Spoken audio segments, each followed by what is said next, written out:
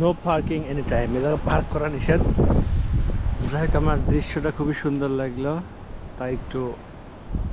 এইটা হচ্ছে যে এই ডগগুলা এখানে হচ্ছে বোটগুলো থাকে, হ্যাঁ বোটগুলো এখন হয়তো বাইরে চলে গেছে, হ্যাঁ সমুদ্রের ভিতরে হয়তো ঘুরে বেড়াচ্ছে মানুষজন। এই ডগগুলোতে বোট থাকে, এগুলো ভাড়া নিতে হয়। এই ডগগুলো যে আপনি বিভিন্ন ছবিতে দেখছেন একটা একটা করে বোট সাজানো থাকে, এগুলো বছর চুক্তিতে ভাড়া নিতে হয়, যে 1 বছরের জন্য 2 বছরের জন্য ভাড়া নিতে হয়। খুবই সুন্দর দৃশ্য। সুবহানাল্লাহ, সৃষ্টি। পানি কিন্তু এই পর্যন্ত উঠে আসে, এখন এখন যে ভাটা চলতেছে তাই এখন পানি নাই। এই বাড়িগুলোতে যারা বাস করে দেখছেন কি সুন্দর পরিবেশ, সমুদ্রের একদম মানে ভিতরেই বলা চলে, চারিদিকে সমুদ্র, এটা একটা আইল্যান্ড। ও, খুবই ভালো লাগছে। খুবই ঠান্ডা অবশ্য, বাতাস হচ্ছে, ঠান্ডা বাতাস।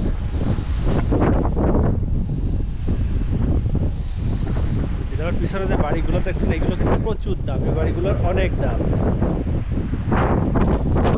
হয়তো বা একটা বাড়ির দাম এখানে এমনও হতে পারে যে বাংলাদেশি টাকা ধরেন 2 মিলিয়ন যদি হয়, 25 কোটি টাকা।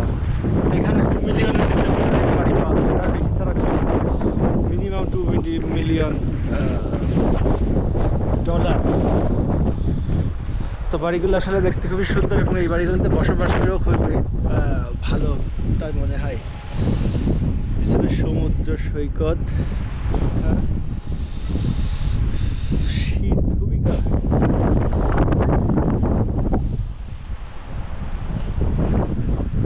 অসাধারণ দৃশ্য, অসাধারণ। আর এইটা হচ্ছে আটলান্টিকের একটা অংশ।